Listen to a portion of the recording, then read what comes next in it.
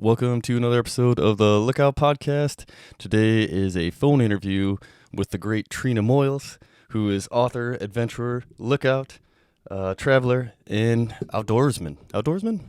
Right? Is that the unisex for that? Do you know, Trina? Outdoorswoman? Outdoorswoman. I'll take either. Yeah, I'll do outdoorswoman. That sounds good there. I was trying to figure it out before, but it's kind of early and dark in the old Airstream here, and I was like, I think outdoorsman, struggling. But yeah, and are you the author of 2 books at this point and working on a third? Am I right there? Or? Hello. Hey, Trina. I don't know what happened there. I think my service fell off. Oh, okay. Oh, dang. Okay. Yeah, it's very strange. Like, do you get that in Canada? Like in Montana, you'll just be like rolling along full service. I mean, like sitting somewhere full service, and then it'll just like the tower just quits on you or something. You're like, oh, okay. Oh, yeah, constantly. The service is not great up here. Oh, good. Yeah. But I think I'm just staying in one place, so I'm hoping that like my connection's okay. Same. Yeah, I'm just sitting here, and then like I'm even watching the bars as we're talking, going up and down. I'm like, what? Why? Yeah, I don't know. Hope it stays for us. Apologies if we get kicked off again. Sure. Yeah, no problem. But and I can edit the crap out of this thing too, so it might sound a little rough, but I'll smooth it out through editing. But when I was yeah, for sure. Yeah, I was asking you about the how many books you had, and you have Lookout and Women Who Dig at this point, and working on a third. Is that correct? Yeah, that's correct. Yeah, you got it. Awesome. And Women Who Dig is your first book? Yeah, I wrote that in between 2013 and 2016, and I was actually, before I came to Wildfire, I was working in international development. So I was working in a rural community in southwestern Uganda, actually, and I was really interested in food security and how women were involved in feeding their communities. Yeah. And so I began to interview women who I worked with there, and the project just sort of expanded out from there, and I ended up traveling to 8 different countries to interview women about what it means to grow food and, steward the land. And so, yeah, I've always just really been interested in people who are working on the land and have a close relationship with their environments. So yeah. So then from there, I began to work in the fire tower lookout. So yeah. Yeah, very cool. You kind of touched on it a little bit in Lookout, in your book Lookout, and I mean the movement's going on probably forever. Since the 60s about being your own farmer and stuff, but it's just kind of, at least in Montana and probably parts of the U.S., it's been more of an issue in the last 5-10 years maybe. So you're kind of, at least in my time frame, where it was on my radar, you were definitely ahead of it for me, and which I think is very cool, because it is important knowing where your food is coming from, and especially with me having Crohn's, I really got to be careful what I put in my system. Yeah,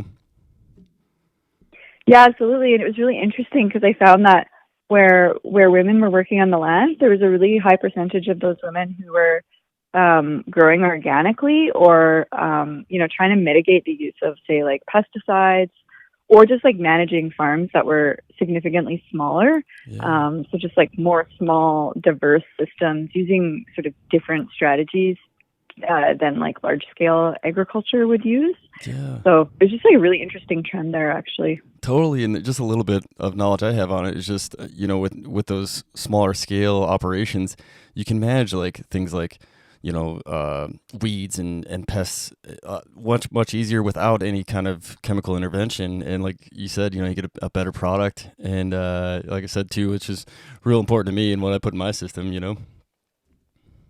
Yeah, absolutely. Yeah. And it's funny because I think a lot of what I learned from that book, in doing the research, is I kept a big garden at my fire tower. So it's funny, sometimes the things you do seem you're all over the map, but I really I thought about that book a lot when I was out at the lookout, and trying to manage pests, and I remember I was trying to I never successfully was able to grow any cabbage crops out at my fire tower. Yeah.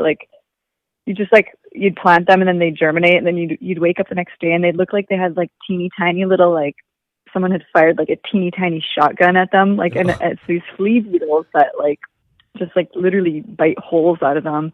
Oh, So there were a few things I never quite successfully figured out how to do at the lookout, but it was cool because the stories of the women that I interviewed really followed me to the garden at the fire tower. yeah, that's cool, and like bringing those memories with you, and you and maybe it's just the way I was interpreting the book, but I thought you did a great job of bringing all your past like history and experience to the tower, and then interlacing it through the book in ways like that with the garden. And I was like, man, that's cool because for me, for a book to be something that I enjoy and would recommend to somebody else is one that takes you on a journey and one that you immerse into and you really feel like you're living the story along with the author. And I definitely got that out of your book, and it was very well written, I thought. Oh, thank you. Yeah, it's funny when I thought about like what kind of fire tower book I wanted to write, and like we were talking about this earlier, but like the interesting thing about firework is it draws all sorts of different people together in the season to fight fires for this like common purpose. But we all have such different backgrounds, Yeah. and like there's sort of that hurry up and wait period in fire. So like there's a lot of space to fill when you're out there waiting for something to happen, or like when you're out at the lookout, it's just and in my case I had my dogs too, but like there's a lot of ruminating on the past, and I Yeah. didn't want to pretend otherwise. I was like, a large part about being out at the tower is thinking about your life because you have this enormity of space. And so I did kind of want to pay homage to those, like the things I was thinking about, especially in those first seasons, as I was like transitioning away from this like totally different lifestyle, Yeah. and being out there. I actually just chatted with someone who's interested to apply to be a lookout yesterday, and she was like, oh, like what did you do out there? And I'm like, I don't know, I think you think a lot out there. So I wanted to Yeah. bring those memories into the book because I think that's a really honest part of being a lookout. And then like sometimes also like the things you think about in your past like can also work against you too. So you really had to like Yeah. figure out how to like manage what you're thinking about and make sure that it's not interfering with you being alone in the bush and doing your job. Yeah, absolutely. And that, like the title, like, please correct me if I get this wrong. I meant to bring the book in with me and I totally forgot. But look out, love solitude, and searching for fires in the boreal forest. No, wildfire. Yeah, Yeah. exactly. You got it.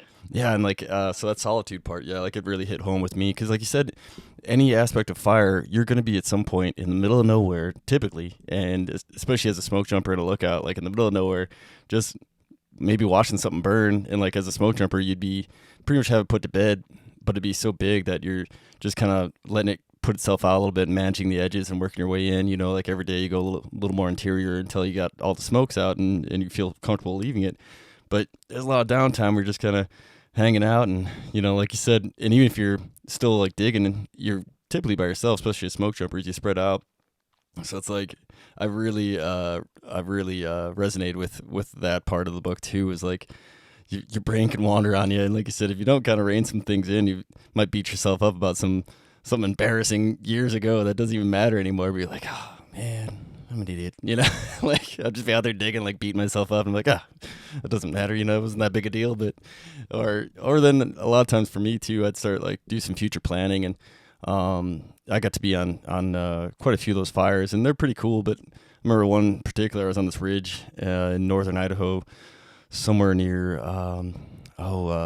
Lake Pend Oreille and north of Coeur d'Alene there, and I was like just like looking out, and I was the IC, so I was just kind of sitting on top and just talking to dispatch, and the only spot I could really get any kind of radio signal, and had a little time to think there while I was filling out all the paperwork for it. And I was like, man, I feel like I could be doing something a little fun, a little bit better with my time right now. Like I'm sitting here and I got family and friends, out getting married and doing other stuff. So that was kind of like what started the transition for me, which I think is healthy because if I would have got my tumor, like I was telling you earlier, and my Crohn's going bananas, which ended up happening like a year later, I if it would have been like sudden like that, I might have had some regrets and been a little sad that I got forced out of fire. But I'd already kind of had the ball rolling in my head, So like when illness and everything started piling on, and I couldn't do the job anymore, I was already kind of accepting it, I guess.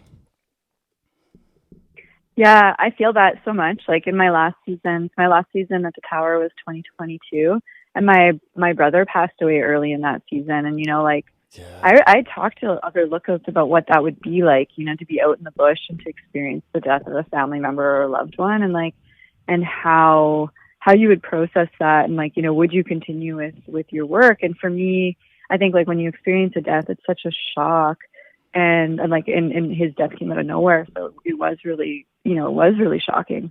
yeah, And but my immediate instinct was like I wanted to go back to the Tower because that's what I was familiar with, and yeah, so I did finish out the season, and I'm glad I did. But I think really that's for me that season things started to shift in my mind where I was like, maybe it's time to do something else. Like maybe it's like I love Fire Tower so much. I think that's like obvious in the in the book. totally. Um, and it's like, but it's hard because it's like it becomes your community, it becomes your family, and so transitioning away from that can be a really difficult decision to make. Yeah, But I think I was just ready for other experiences. But in some ways, I still feel like I'm a lookout. Like all the things I learned out there in terms of observation and noticing things in the forest. Like I still apply that now, even though I'm like not reporting it to anyone. But no, I still yeah, feel like my mindset is very much like I see the world through this fire lens, and I'm sure that's the same for you too, and for like lots of people who work in it, and then wind up transitioning into other kind of work or other lifestyle. Like it really absolutely. stays in you, and it's just a part of my life I'm really glad I got to experience. Yeah, absolutely. No, I totally feel the same way. Like I'm still kind of looking for smokes along the horizon, because like as fire folks, we're all trained to look for smokes, and because even if like say for example, you were the lookout calling a smoke, and a little different around here because we have roads everywhere, but we'd be talking to you and scan the same horizon and the same patch of trees and being like, all right, yeah, I see what you're looking at, and trying to figure out like if it's a smoke or its location, like because as you know, like once you've been a lookout for a while, you really get a good eye for it, and so it's like I'd never question a lookout. I'd be like, all right, yeah, I kind of see what you're looking at, but I want to get a little bit more smoke or something, so I get a better bearing before I barrel in the woods, blind. Yeah. But yeah, like and I was gonna say too, like tacking on to kind of like having the time by yourself to process a few things, like the it seems like as our ancient as our ancestors, we're better about like morning periods and giving ourselves better time to process. Where today it's like the hustle and bustle. So I think that was, in my opinion, was a great move. And I was going to mention that earlier about just like the lows that you went through in your life and really big challenges and how you're able to navigate it. And mental health for a lot of folks is a big issue, especially fire folks. Like it's constantly talked about, Mm. especially in the fall when the season's over. Everyone's always worried about their brothers and sisters in fire because you're like, man, how's everybody doing? Because like the off season can be pretty rough. So like I don't know what you think about that. I guess with the being able to process a little bit more. You think that's an accurate statement, or am I off the wall here? I guess.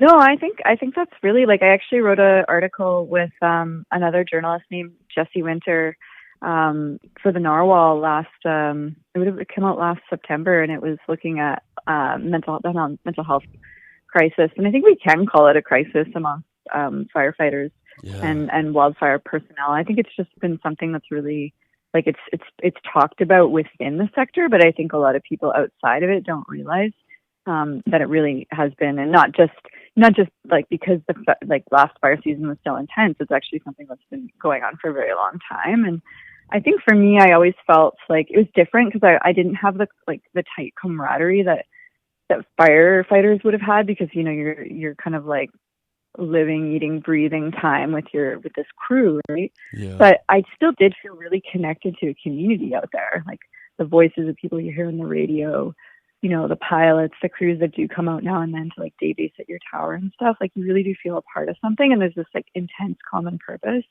And Yeah. then when you get your, in Alberta we call it the termination letter. You get your termination letter, and you'll be back on next season, but it's sort of like, okay, the season's over, and then everybody just disperses, and it's like, okay, now what? And I always Yeah. kind of struggled with that transition back into, not just back into society, because like some things were easier, like coming back into society, you got like running water, it's like you can see people when you want to see people. Yeah.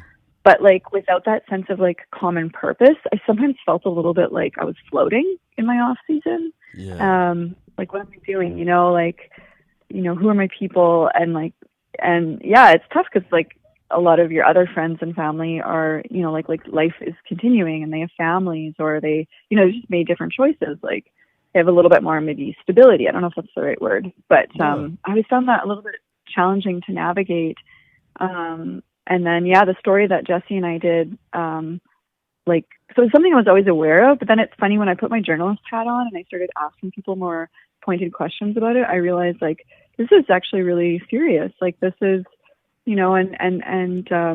and people are, a little bit vulnerable, I think, in the off season. Totally. Of like, especially, like sometimes we make healthier coping strategies or decisions, than other times, and so there's, I think, for people to like, maybe hit the booze a little bit harder than they would otherwise, or, like just like lacking that crew support because everybody's off doing their own thing. So I think it's easy for like loneliness to creep in and maybe like a little bit of that, like, oh my God, what am I doing with my life?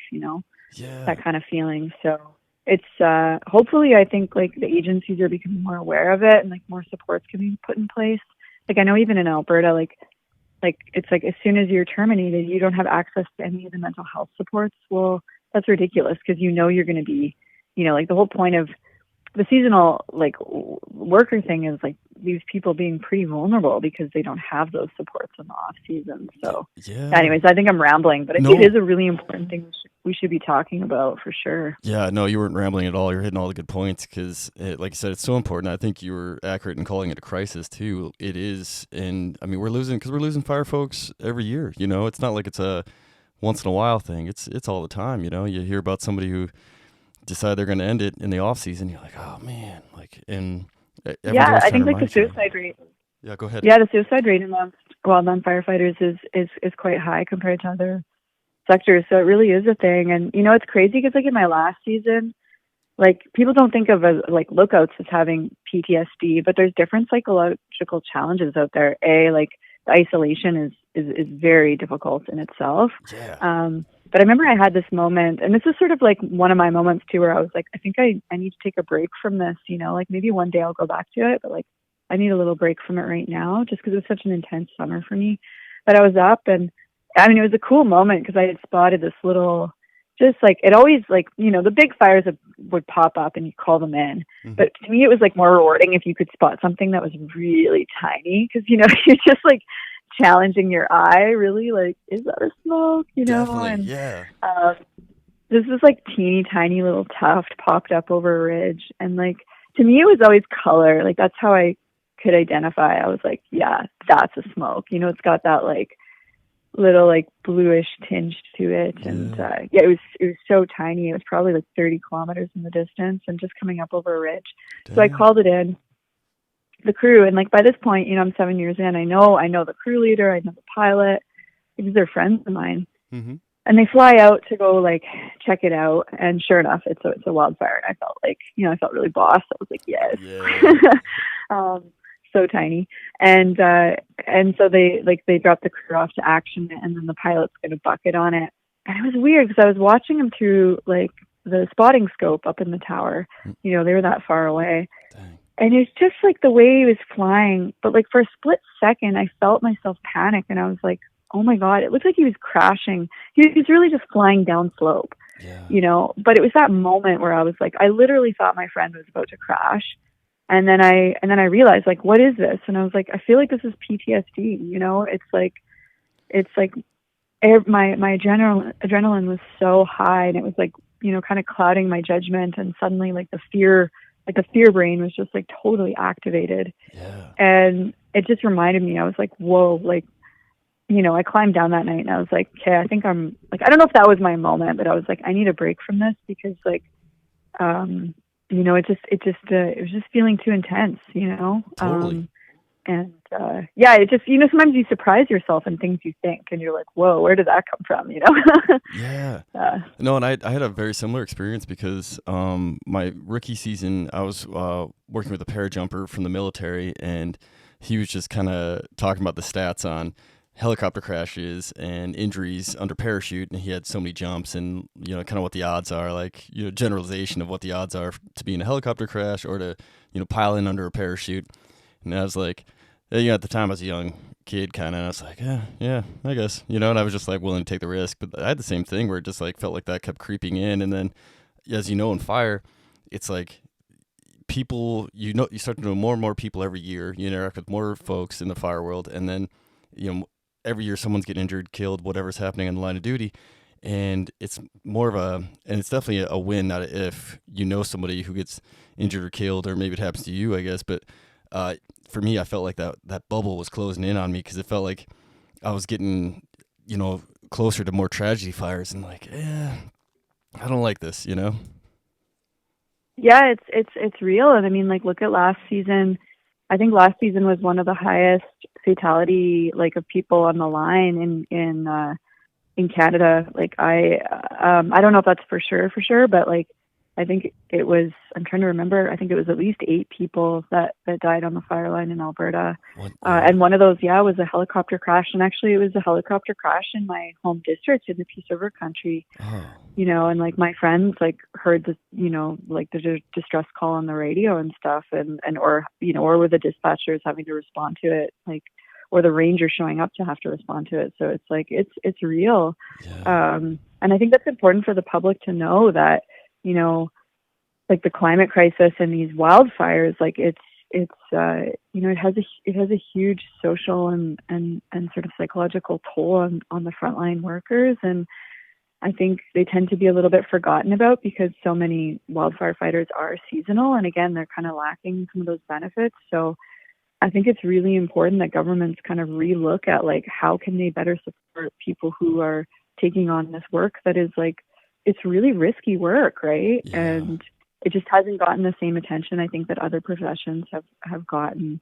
Yeah, I totally agree. It's like it's compounding stress that unless there's a way to mitigate it or decompress, it's just going to keep building, like me and you experienced. And I'm sure most people in the wildfire world, and just fire in general, any kind of fire probably, or any kind of service, I guess, first responder service, probably all feel, Yeah, absolutely. Yeah, I really feel I still think about the fire tower a lot, and I still think about, my friends who are out there on the line and stuff. And yeah, it really bonds you, I think it really bonds you together. But I also, like, now that I'm on the outside of it, I'm like, I really do believe that, like, some stuff needs to change in terms of policy to better protect people. Because, like, like, when you're in it, no one's supporting you more than, like, just your peers and, like, the people around you. totally. And that's an amazing feeling. But also, like, I do feel like the government has a role to play in better protecting and supporting people out there, and or even just, like, allowing more time for decompression, because it is such a thing, So there are some shifts I think that need to be made. Now I'm on my soapbox. No. I think like down here, and this subject has been in and out of my podcast quite a bit, because some of my friends were on the hotshot cruise. We've talked about that, and especially as on the cruise. Well, everywhere really, but on the cruise especially, it's like 100 miles an hour to zero. Like all of a sudden you're like you said, the termination letter. And at the jump bases, we always call it the tea party, or we'd have the tea party at the end of the year. And I think that helps everybody send off, because like you get terminated, the party's like somewhere close to that time period, either like right before you get laid off or around the same time. So you got this big like event that happens where everybody gets together and you talk about the season and just enjoy each other's company and make some plans. And I think that really helps, and not everybody does it though. Yeah, I think that debriefing is really important for sure. And I mean, it was trickier at first as a lookout, because you weren't really sure who to debrief with. But I mean, I'll say, like, the power of social media, like, to be able to find other lookouts. And I think in my 3rd season, I went on Instagram and I started to realize, like, oh man, I was like, because I was in like a district with quite a few lifers. So like most folks were quite a bit older than me. And then going on Instagram, I was like, oh man, there's other folks who are like in their, 20s, 30s, 40s, and, online and stuff, and kind of posting about their experience. And that was kind of a bonding opportunity for me to make those connections, and just like really start to feel like, oh, I'm not alone in this, But yeah, I think the debriefing is really, really important. even Absolutely. sometimes I wish there was more debriefing between like lookouts and crews, and because like sometimes like like we get a little siloed in our own role in forestry too, and so Yeah. and which can also be like hilarious. It's like, oh, why did dispatch do that, or like, how dare the crew fly into my area and not ask me if I had any active permits burning? Like that was always a big thing in our district, and Totally. Yeah. usually be like a rookie crew leader who just like forgot, but Yeah. No, yeah, we got the same things it's going on, and we were trying to get the districts to send folks to dispatch, to get even if it's just a couple weeks to see what happens on that side of the curtain, because like you said, it's so easy to get disconnected and start getting grumpy with somebody else that's like on your team. You like get go spend some time there, and I think like I said, the debriefing with the lookouts too is important, because I guarantee if I was on that fire that you spotted that was 30 kilometers off and just a wisp, I'd have been like, Trina, way to go. Let me buy you a drink because that was incredible. But like you don't really get yeah, that and like interaction. and I should say, like, at that point too, like, I think I got like a few messages from people being like, whoa, like, I never would have seen that. I flew over that. I have no idea how you saw that from so far away. So Yeah, like, they'd be really validating by the end for sure. Like it was, and that was the cool. special part, I think. And the hard part about leaving after 7 years was like, you just felt like such intense camaraderie with people. And like, again, that would surprise people because it's like, well, you're out in the lookout, you work alone, and it's like, yeah, but you just really felt like, you're part of a family. And I still feel that way now. Yeah, Like I really sincerely miss people in their days. I really miss like those interactions and stuff. So yeah. yeah, it's a really special thing for sure. Totally, yeah. It's important, like everyone really cares about each other, and everyone has such a vital role in the whole fire world, and it's such a tight community, and it's not just like coworkers, it's like family, like you said, and then like you kind of touched on earlier too, like once you're a fire person, you're always a fire person because that experience stays with you and those memories. And I kind of had that too with one of my really good buddies, Matt Mai, who was jumping out of Missoula. He knew I was on my way out. We were down south, somewhere in like Arkansas or Texas or something. I can't remember where. And we were just walking the line, and he's like, I was just bouncing some things off him, and I didn't say anything really about leaving, but he brought it up. He's like, hey man, like once you're a smoke jumper, you're always a smoke jumper. Like people can't take that experience away. So it's like, and I can't remember where he was going with it, but I was like, that's a good point, and kind of, same with you. Once you're a lookout, you're always a lookout, and you can always go back whenever, like for a retirement gig or something. Yeah, I know that's what people tease me about. Well, like it's funny because I live up in the Yukon Territory now, and I believe there's 7 active fire towers. So I did think even this summer I was like, well, maybe I'll put my name in the hat just to do relief work, and like go Yeah, out for like a week or two. I think I could handle that. So yeah, I'm not gonna count it out entirely. It's obviously it's like something that's in you, totally. and it's a pretty unique thing, and It yeah, is. I love it. And it's funny because last summer was my first summer away from fire. And of course, it was a weird experience because like 2023 was a crazy season in Alberta. So like my friends my friends were getting evacuated. They were like next to these like rager fuck off fires. Like Yeah. just it was a wild season, obviously. Mm-hmm. So it was kind of strange to be away from that when like people were going through something like quite traumatic and like quite like just a unforgettable season. I'll say that, maybe not traumatic, but like unforgettable for people. Yeah, I think both. I think both And apply. Unforgettable and traumatic. what's that? I said I think both apply there, like unforgettable and traumatic. Like Yeah, it probably was traumatic, and actually I know it was. Sometimes that word seems so harsh, but yeah, I think really it was. yeah, Yeah, I had friends who like, were up and they watched like communities get burnt over, and like that's devastating. So yeah, traumatic is definitely the right word. totally. And yeah, for me it was weird to be away from all that and feel kind of like a bit helpless, to be honest, like where it's like, well, what do? Like here I am like going on my hikes and stuff and like things that I'd wanted to do for so many years. And I did enjoy it, but there was this part of me that was like, yeah, but I'm still in the lookout, and, Totally. and maybe feeling a little bit of like guilt, even though like they didn't need me out there. There was like, I was replaced, like there was someone else out there, obviously, but just sort of feeling maybe guilt from stepping away from it all. Like that was a little bit tricky to navigate. But I Yeah. did get to see one beautiful, because like the territory is so vast up here. So a lot of the fires, they do just let burn because they're not even close to communities. and obviously the forest does need to burn. But Yeah. yeah, I was out camping with my partner, and we were out on the lake, and I was like, "Oh, look, that's a fire!" And it was just like creeping up over a ridge. And Oh, then we literally watched it for the next 2 hours, like just like blow up. And it was, to me, I was just like, I think I had a big grin on my face. I was so happy. I was like, oh, look at that beautiful smoke column. yeah. Oh, man. Yeah, I've had a few of those little moments, but not quite as good as that. Because I was talking to one of my friends who was a hotshot forever, and he's still in fire. But we were just talking about the day where you just are sitting on your tailgate with, a beer or something, and just able to watch something, and just like, take a run and not have to think about like, oh man, I got to go engage, and like this is gonna eat my life for the next couple weeks, and like you said, a lot of it does need to burn, as long as it's not like impacting any communities. It's just kind of like you're hoping it just does its thing for a little bit. Yeah, yeah. Yeah, man. Well, I was gonna ask you a few other questions if you got time. I don't want to keep you too long. Yeah, yeah, for sure. So being up in the tower, we talked about it quite a bit, but like, I guess like one last thing on what we were talking about earlier is like, kind of the robotic vision. I think sometimes the public sees of fire folks, because it's just like almost like military, where it's like, got a job to do, go do the job, go back to your station or wherever you live, and wait for the next one.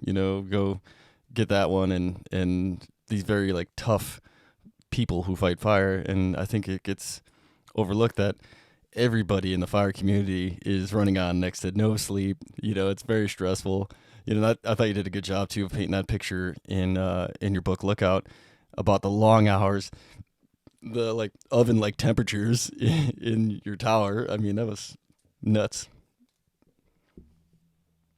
So Yeah, like those long hot days, like they really do start to like stack up, and you definitely start to feel a little a haggard version of yourself for sure. I bet, yeah. I mean, it's got to weigh on you, and then like a storm comes over, so you're not getting a full night's sleep sometimes. Probably if that storm hits the middle of the night, and a lot of things that go into it that I think people, when they see the romantic version of a Lookout, they're thinking like, oh, it's kind of like a cabin up in this remote area, and get away, and like do some cool projects, have a pet squirrel, and then it's like, well, Yeah, there's a lot to it. totally.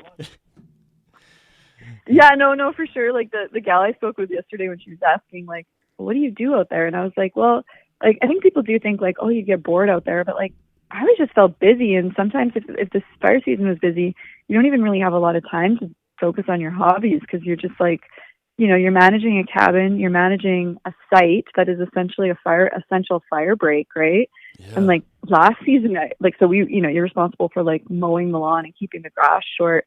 And last season was pretty wild, because like I did have a lookout colleague who really, he was like very anal retentive about his lawn. Like it was so trimmed all the time. Yeah. But well, it's good that he did, because his site actually burnt over, and there, wasn't a substantial damage. And they think it is owing to the fact that he like cut his lawn Yeah. so, diligently.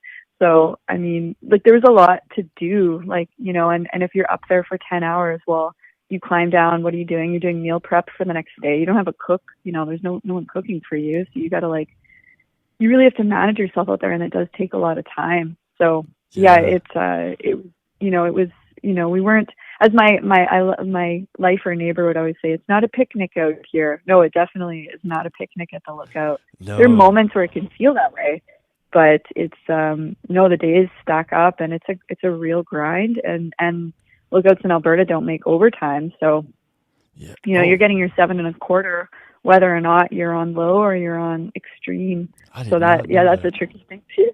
Yeah, I didn't know that. That's nuts. Holy cow. Yeah, and that's what I was gonna ask you about too. In the beginning, is that like, part of that Lookout book club. So our next book is Smoke Chaser, and you talked about it a lot in your book, and then in this book they talk about it quite a bit, about the burnout rate, or and like kind of like you mentioned, the solitude part. I guess it gets to people, and I can't remember what the time frame they were saying in this older book. It took place in like the 1940s, but they were talking about like a lot of these younger folks who come out to do the Lookout Tower fire, and if they get posted in the Lookout, they maybe last a week or two, because they just can't control their mind or something, so they just start getting restless and stir crazy, and they eventually just come down and like don't last and go home. And so like, did you feel that at all? I guess. Um, no, I mean, for me, I remember the first summer, I really took it upon myself as like this challenge, like, like the psychological challenge. Could I endure 4 months of isolation? Like, could I do it? And I think I really wanted to do it. Like, I wanted to succeed at it. So Yeah. even when the moments were difficult, like I sort of pushed through them. And it's funny, as the seasons went on, like the isolation didn't bother me as much.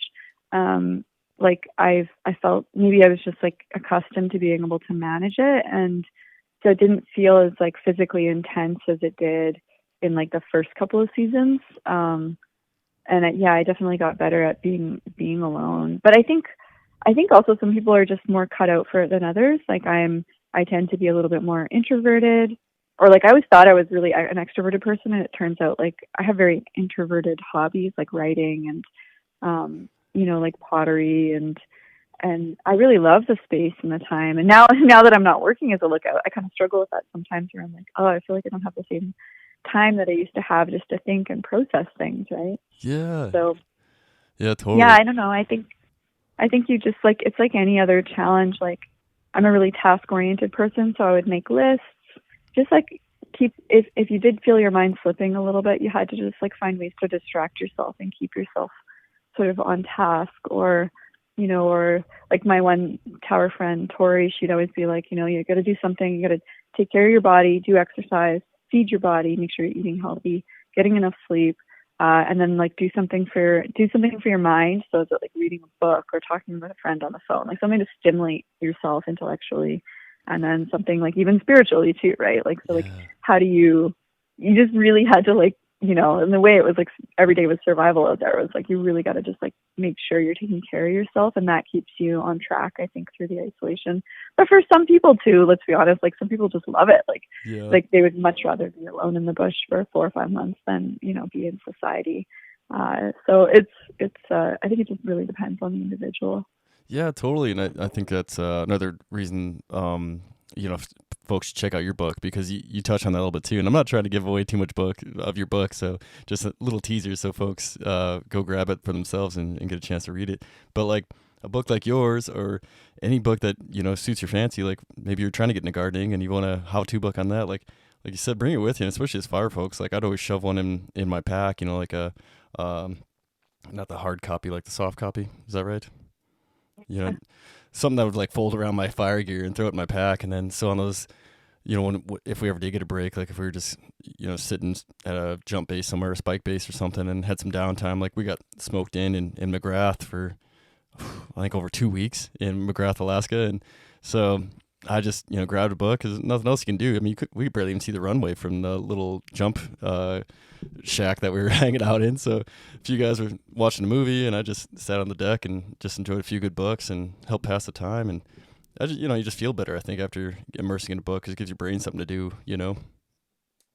Totally. Yeah, I would love, like, after Lookout came out, like I would get sometimes messages from folks on crews, and they'd be like, hey, like, actually this one crew told me that they were on a fire and an export, and it ended up like raining a lot, so they were like cold and intense, camping on the front line of a fire that's like dead anyways. And Yeah. but they said they would read my book out loud, like to one another at night, and I love that. They even sent a photo. I was like, that's a really cool feeling, knowing like your stories and your words are like finding this crew on the fire line. And like, yeah, Yeah. I just like love the idea of the paperback book being like in someone's backpack, and just like kind of getting like stuff spilled on it, and like Yeah. pages torn, and like just like this worn book that gets passed around. Like, that's like, I think that's why I write, like Yeah.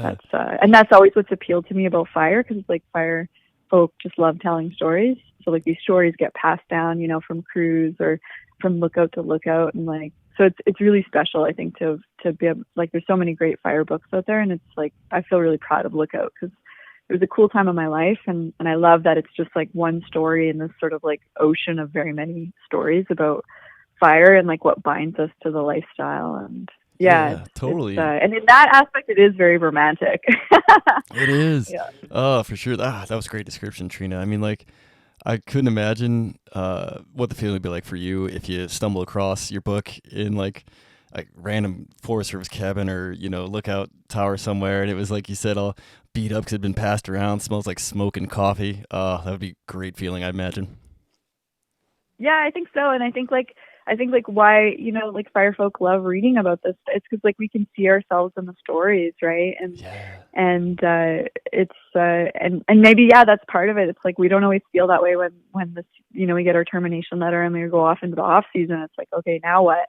But like it's I think it's people like being able to like see themselves reflected in the pages of something, or whether it's like a movie you see yourself in. Although I don't know if people ever saw that Angelina Jolie movie about her being a lookout, but like I remember I watched it with another lookout at the end of she hiked out to my tower after her tower closed and we Oh yeah. watched it and we just like died of laughter because we were like she was never even in the fire tower, although that would not really make like a great exciting movie as it was, Yeah. but yeah, no, I know, we like, yeah, totally laughed. I know, like, I still gotta watch it, but like that one scene where she's like climbing up the ladder with her gear is like, whoo, that'd be a tough tower to access. You gotta climb a ladder every day, like for the living one. You know what I'm saying? Like, because it was wasn't it a big tower like like we have down here that you like live in? Yeah, it did seem like she had to like climb a ladder to get up, and then there was this like hilarious moment where I think like the lightning struck the tower, and she like I don't know, or she got struck by lightning or something. I Oh, don't know. It's just like it was too much, It's like I was yeah. like, oh okay, 'Cause that's what cause, I was like like aware of your guys' cabin or towers because I mean you guys got some giant towers that are you access by a ladder, but and it's still I mean this is a lot for you guys to go up and down every day, but like for you'd have like one of those like I'm trying to think what I think they're L4s and R1s we call them down here. They're like a little cabin on stilts that usually have stairs that you go up to them because you live in it, so you got to bring up food and water and everything else and because we don't have like cabins on a lot of ours. You just live in the tower. And I was like, how does she get supplies up into that thing?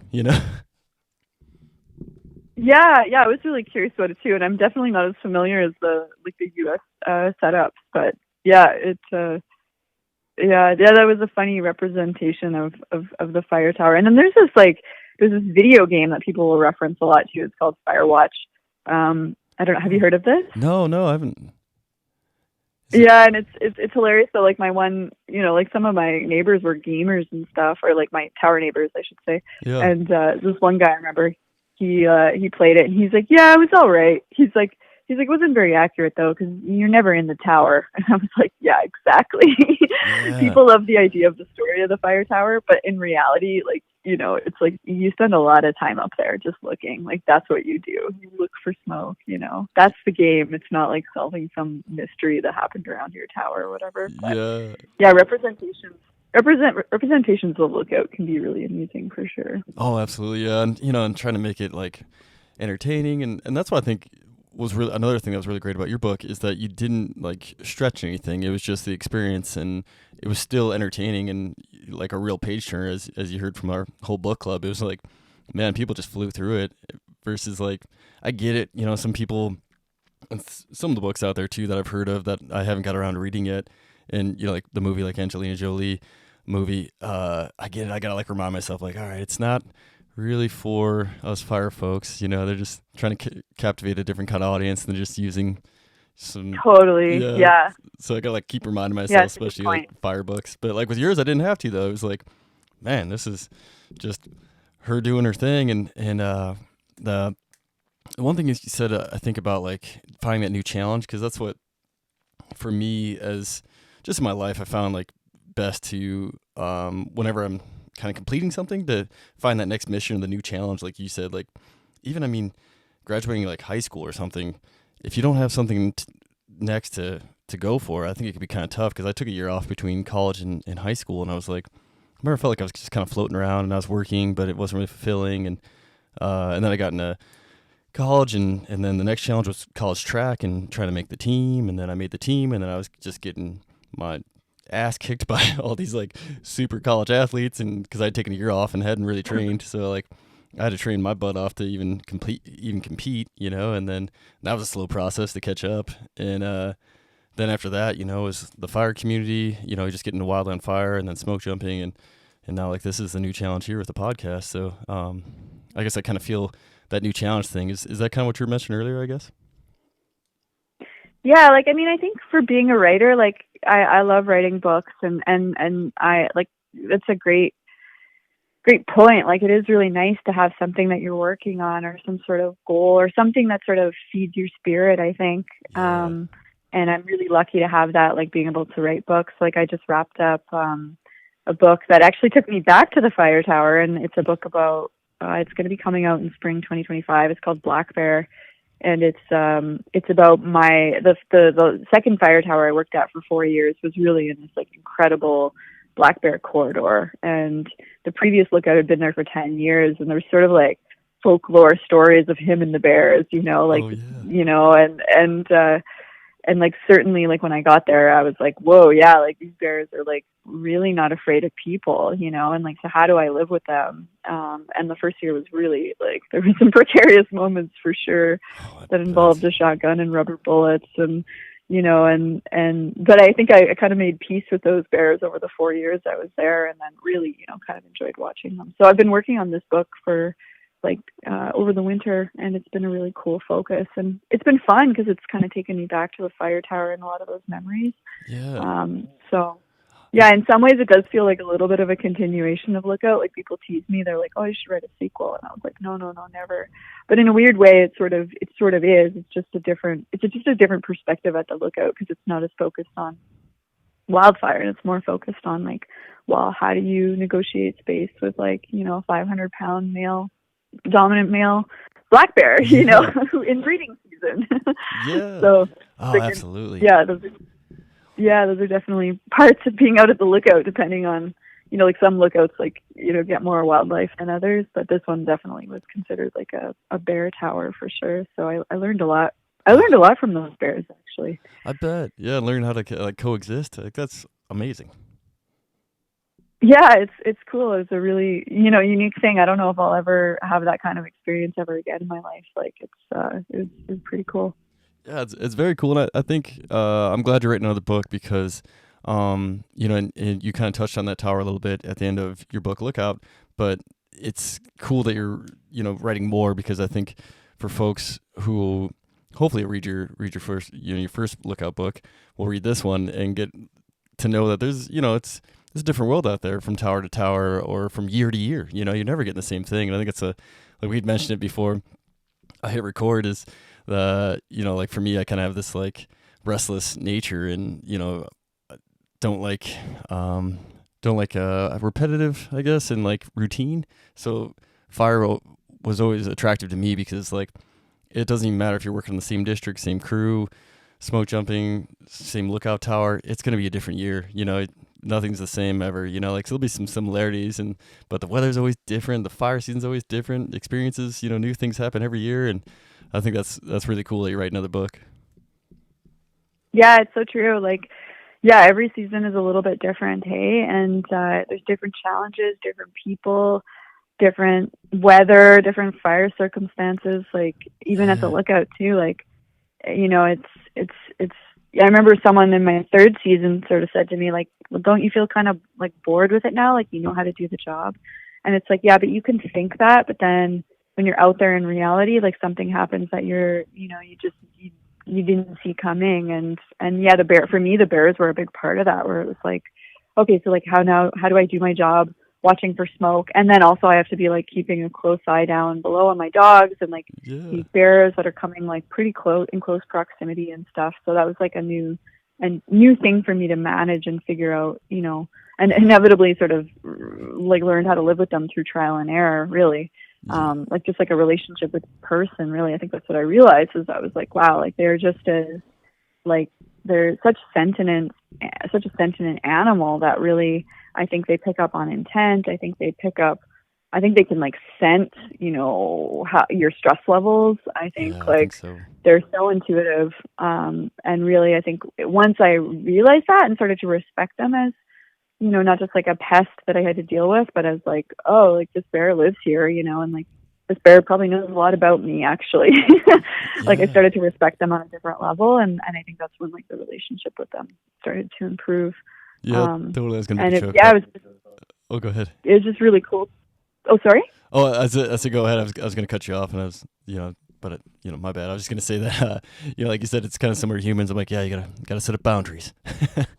Like with the bear. Totally. Yeah, yeah. It was all about boundaries. Yeah, that's like one chapter in the book is called Boundaries. Oh, awesome! Yeah, that's very cool. Yeah, yeah. But no, I'm excited to share that book with people, and it's been really fun to work on this over the last winter. And yeah, I mean, I think it's like I think I could. There's probably even another book in me about Fire Tower and Lookout and stuff. Like, I think Yeah, it's, and I don't necessarily know if I'm going to write that book, but it's like it's a big part of my life. And like, even just listen to us now, like both they kind of jiving off of each other in terms of fire stories. Like, it's just a special community to be a part of. And oh, totally. yeah, Yeah, I was gonna so many say. stories. Yeah, so many stories, and then like, for me selfishly, I hope you write another one. But because for me, it's also a vehicle for me to relive some fire stuff. Not really through like not my stories, but like your stories, and like get to kind of put myself in your shoes. And but I get a little taste of the fire world, in a different place too. And I'm like, oh, this is super cool. It is, yeah. It's really neat to be able to make connections with folks across the border too. And I sort of wonder if, like, as with climate change and as wildfires continue to intensify, like the relationships between like North American crews and lookouts or like, sorry, across border will become even more sort of poignant because because relying on, well, like, look at how many American hotshot crews came up to Canada last season, right? So Yeah, it's kind of a cool opportunity to learn about how people do things a little bit differently in different places. And totally. yeah, all we have, the things we have to learn from one another. And it was really cool for me to join the book club the other week because I just also realized too, I was like, wow, like, when we're talking about like technology and even like internet at the lookout, so like Alberta's really privileged in this system of like, having having like Wi-Fi and like, like just like having like pretty fast internet and stuff. And like, and then talking to some of the lookouts down in the States that like don't have that same technology and stuff. And it's like, wow, like that's the real deal. Like, that's like, that would just intensify the isolation and some of the challenges of the job. So Yeah, for sure. yeah. Yeah, I think some like in the Bob Marshall Wilderness, which is just a little bit north of where I'm at. I want to say I don't think a lot of those folks have any kind of cell phone service, so it's all radio contact with the outside. It's pretty wild, pretty interesting, and I kind of want to check that out one day. That's kind of my retirement plan is to try to staff a lookout up in the Bob Marshall Wilderness or somewhere remote. Yeah, that's the real deal. I have a lot of respect for that. And and maybe they prefer it that way too, Yeah. like it's I know it is nice to be. I just went on a ski trip like last week. It's really nice to be disconnected from the internet, and I Yeah. do think that allows you to like be a better lookout in some ways because you're just like that much more immersed in like the physical world versus like looking at your phone and seeing what people are doing on social media and stuff. So Yeah, yeah, I totally I have a think lot of so respect too. for that. Yeah, like it feels like your sensitivity for your surroundings goes way up when you don't have a phone or something else to distract you, and you're just more like you said in the nature. And I think you're listening more, and your sense of smell and all those things start to heighten a little bit. The one of the rangers at the training that we got, I remember, for like becoming lookouts, and I'll never forget this story. He was talking about a lookout who was out at the lookout, and she was like looking down at, I think, at an iPad or something, some screen device, Yeah. and she didn't even realize that she looked up and there was a bear right in front of her. And like, Oh. the bear was probably just as curious, like, what is this? What is this? And Yeah, just what are you like up to? just like ambled up to her and like sniffed her hand, and then she was like, "Holy fuck!" Damn it. Sorry to the sworn, but she just like jumped back. And anyways, I think that just like goes to show, it's like, yeah, you can be out in nature, you can be one with nature, and you may not even realize that you're one with nature, right? Yeah, nature comes to you. Exactly. If you're disconnected, or if you're distracted by your technology. But Yeah, absolutely. And then like one more writing thing that I almost forgot to ask you about was I saw you post an article. I think it was titled "Alberta is Burning," and I thought you wrote an article in there. Was that you? Yeah, so I just wrote a feature for Alberta Views magazine, and the editor asked me to take like sort of a solutions approach, which I thought was a bit refreshing. Yeah. And so he was like, talk to a number of different experts, whether that's like a mayor at the municipal level, or like an Indigenous wildfire expert, or, I spoke with Mike Flanagan, who of course is like, he's like 40 years experience working as a wildfire scientist, and then firefighting crews and stuff, someone at the union. So I spoke with all different sort of sectors of people of like, what could we do better to manage this situation? And that was really refreshing for me because people were really focused on solutions, whether that's like, let's address the staffing crisis really of like, in wildfire right now. And, like the fact that our government made all of these cuts in the last like 4 or 5 years. Oh man. So that's one thing. And then another thing too is looking at sort of the forestry industry and like, we know that like lightning does like to strike. They say lightning doesn't strike the same place. Well, that's not true. Like there are areas in topography where lightning is more common. Yeah. So what tree species are we planting there? Like one forester was saying, well, we should be planting more hardwood species, like deciduous, versus, the fast-burning coniferous, those pyrogenic trees. Yeah. So it was just really interesting and refreshing to hear solutions from people. And so that story is going to hit newsstands April 1st, and it'll be available online in April as well. So I'm curious to hear people's thoughts on it. Yeah, I can't wait to check it out because, like you said, it feels like in anything where you have like a big problem, it feels like you just hear more problems. And I got lucky to work for one of my friends who was a really good leader when I was younger, and he's like, I don't want to hear any more problems. I want to hear solutions. Like, what can we do about this? And I was like, I like that, And then my brain kind of always switched over to that ever since, It's like, yeah, I realized we got an issue here. Like, well, how are we going to fix it, Totally. Yeah. And I think like what occurred to me as I was listening to people for this story, like doing the research, is that like everybody has a role to play. It's not just on government. It's not just on firefighters. It's not just on fire agencies. Like it's on individuals too, like fire smarting around your home. Like that's not mandatory in most places, but it really can make a big difference, of course, in, preventing the spread. And so, yeah, fire smarting, having like, a bug out bag or an emergency plan. Like what if a wildfire comes to your community? Where are you going to go? What are you going to do? Like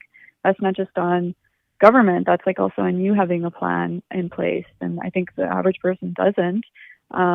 Or even just like thinking of the design in neighborhoods. Like one guy was like, he's like, think about how like access points in and out of neighborhoods and communities, like, you get these like bottlenecks, right? Because there's only so many escape points. And so things like this, I think, really need to be brought into, like, let's just be honest, like we live in a pyrogenic state, and fires will continue to get closer and closer to communities, just also because communities are expanding more into, areas where fire exists.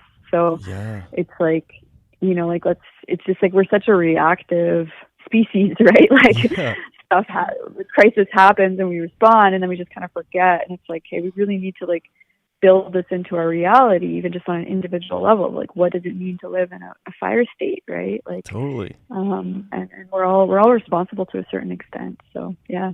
No, and I that's well put. And I talked with a bunch of fire folks a couple years ago, and I was like, we finally started doing more of a fuel push of like thinning and trying to figure out more fuel breaks, like you said, and like you said, helping people with their own homes, like, because like you said, that could be a fuel break too. Like the fire stops at your house because you reduce the fire fuel around your house, like that helps us a lot and keeps your house, so all these good things. So we'd always be like, let's be proactive instead of reactive. We've been reactive for so many years in fire. Let's try to do something before, like more preventative, and stay ahead of it. And like you said, like plan our communities with fire in mind, because like you said, it's not going anywhere, especially in Canada, here in the Northwest and Southwest, really in the US, so it's like, let's do better planning, and I think we'll be in better shape and, get better roads, because there was a tragedy fire, and there's probably been a few where families trying to flee and were too late to get out of there, got stuck in the flame front, and I think a few family members perished in that,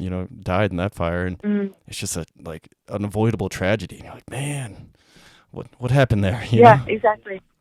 yeah, like we can't, like there's certain things that are out of our hands for sure, and like acts of Mother Nature and stuff, but there's a lot that we can do to be better prepared, I think. And and it should, a lot of folks I spoke to for the story said the problem is it's because we're so reactive. It's like people talk about this stuff right when it's happening, and then for the rest of the months of the year, it's sort of, the funding runs out, or people are just like, it's not put as a priority. So I mean, we really need to get ahead of fire.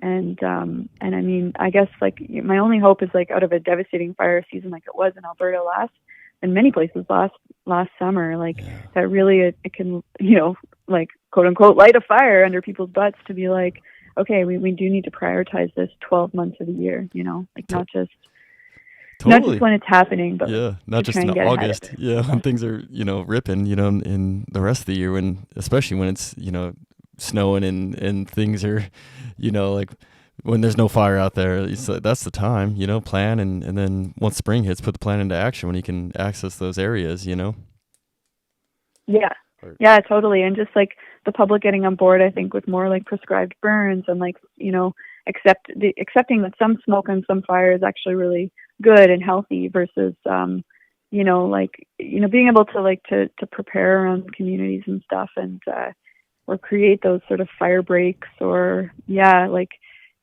just getting people the public on board, to, because it's like I saw just on social media a couple of days ago, someone posted a photo of, it was a prescribed burn, and they were it was this alarmist image, right? Yeah. And then of course someone down in the comment was like, no, that was a prescribed fire, right? So like the public also needs to be educated, I think, in terms of what is good fire, and what is actually dangerous fire. But that can be that's a whole other conversation. Oh, totally. Yeah, we get to go down for a while, but like if we can get the public to be on board with more of that and see that there's a healthy, people are posting pictures, but I think you can never get enough information on it. But like pre-prescribed fire, post-prescribed fire, and you get to see like this lush green grass growing back up, and the forest isn't so cluttered with all the dead and down, like around my hometown of Whitehall. It's lodgepole, so the stuff just falls over all the time, and so it's all jack strawed around there, all stacked on top of each other. Not even animals want to go in there, so it's like, and it's a lot of fuel on the ground right now for if a fire gets anywhere east of Butte, it's gonna be pretty hard to manage. So it's like, if we were doing prescribed fire on that this whole time, it wouldn't be that way. It'd be a lot better for us, for all of us, and for all the animals and anybody else who wants to venture out there, Yeah, exactly. Healthier, I guess, too. Well, one last question before I let you go, if you got time for it. Yeah, you bet. Sweet. Are you a coffee drinker? Well, it's funny you asked me that. I used to be a coffee drinker. I drink a lot of coffee at that Lookout for sure. And I've just the last 3 months I've been trying to wean myself off of it. So I've started drinking green matcha tea instead, which the caffeine doesn't give me quite as crazy a buzz. yeah. Like matcha is more of like a almost like a slow release, right? It's like a little more smoother caffeine, isn't it? Yeah, it's like it doesn't hit me quite the same way. Although it's hilarious because yesterday I did actually make an espresso, like a stovetop espresso, and it was so delicious. Like I love the taste of coffee so much, and that little hit, that buzz, you just feel like so hyper focused. But then I felt a huge crash in the evening, so I was like scolding myself this morning, and I was like, Trina, you're not having coffee today. You're gonna do your green matcha. So I think I got to make the switch too, because like even with my guts, they don't seem to like coffee too much, so I go pretty easy on it. But I was just curious because coffee is such a big part of the wildfire scene and probably fire in general. But is there like a special way you'd make it? Is there like a roast where you prefer like a light roast? Well, when I was at the Lookout, my favorite was I had one of those little camp AeroPresses. Yeah. Are you familiar with those? Oh yeah, I AeroPressed this morning. Oh yeah, I love my AeroPress, and it was a gift. I remember in one off season I worked at a coffee shop in Peace River, and the owners gifted me this Aero. He's like, "Oh, you gotta have an AeroPress." It's I think it's even printed on the box, best cup of coffee in the world or something outrageous like that, right? Yeah. And so he gifted me with that. So yeah, I would usually do a dark roast kicking horse coffee. I think it's called Kick Ass.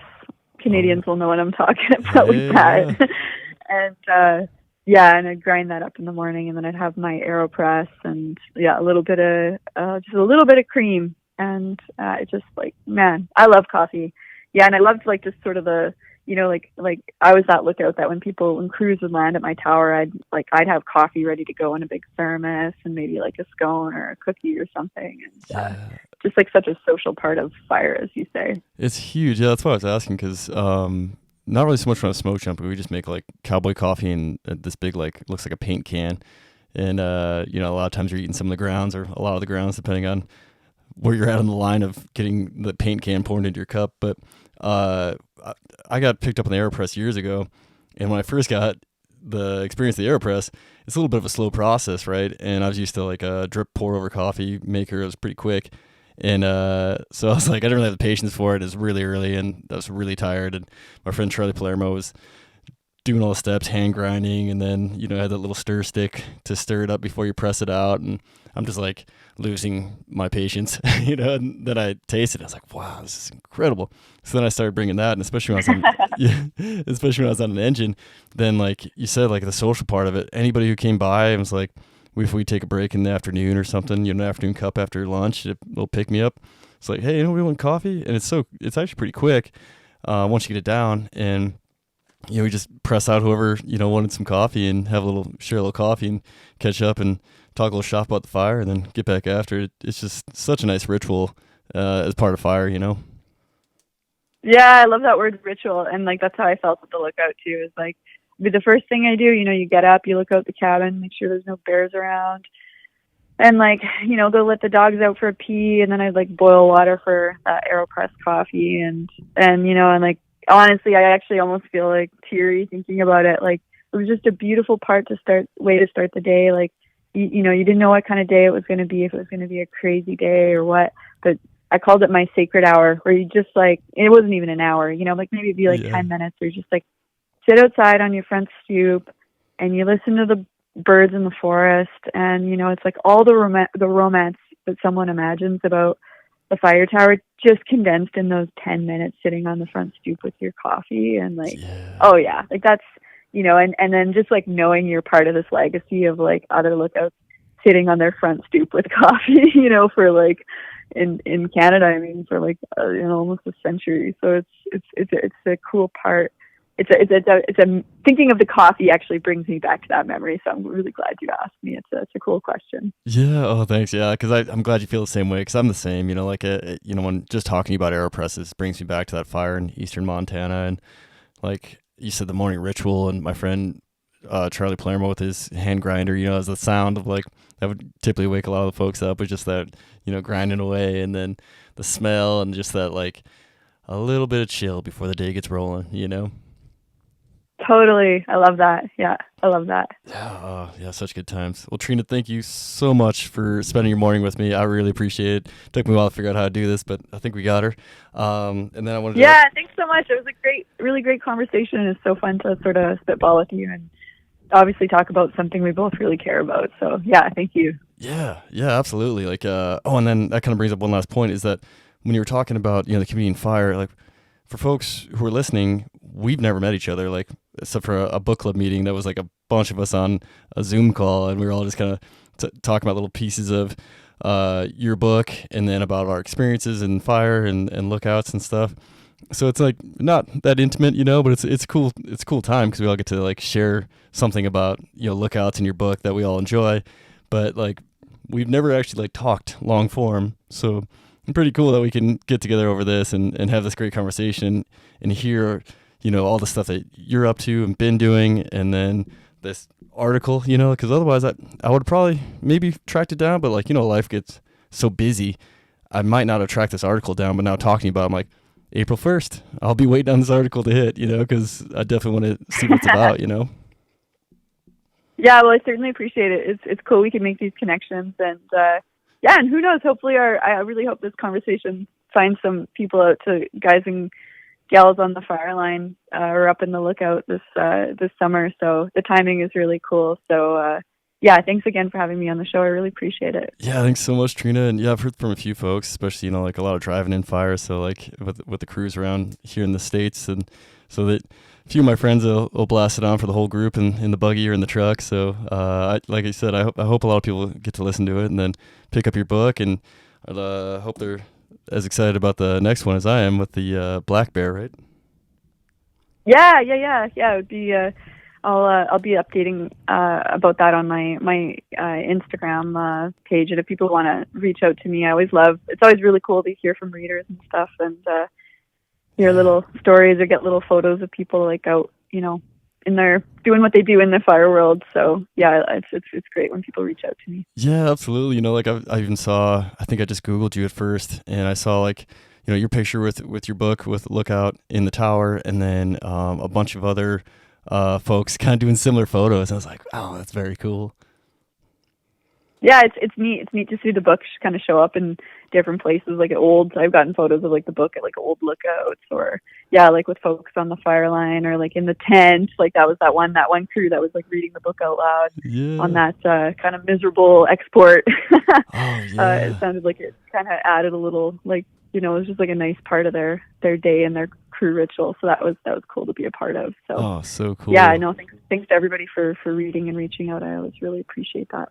Yeah. Thanks to everyone who's tuning to this and listening. And then one last thing, if folks want to check out your social media, what where do they go? I guess. My Instagram is Trina Moyles. And I'm pretty much mostly only active on Instagram. Yeah. So that's the best way to find me. And just forewarned, now I don't post pictures of the lookout. I mostly post pictures of my two tower dogs and pottery, and but I still get out and hike and stuff quite a bit. So I've like a pretty nature.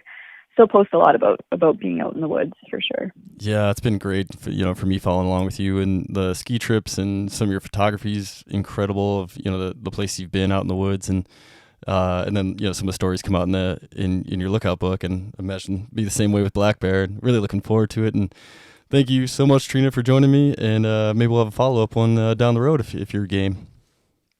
Yeah, sounds good. Thank you again. Alrighty, have a great day, Trina. Talk to you soon.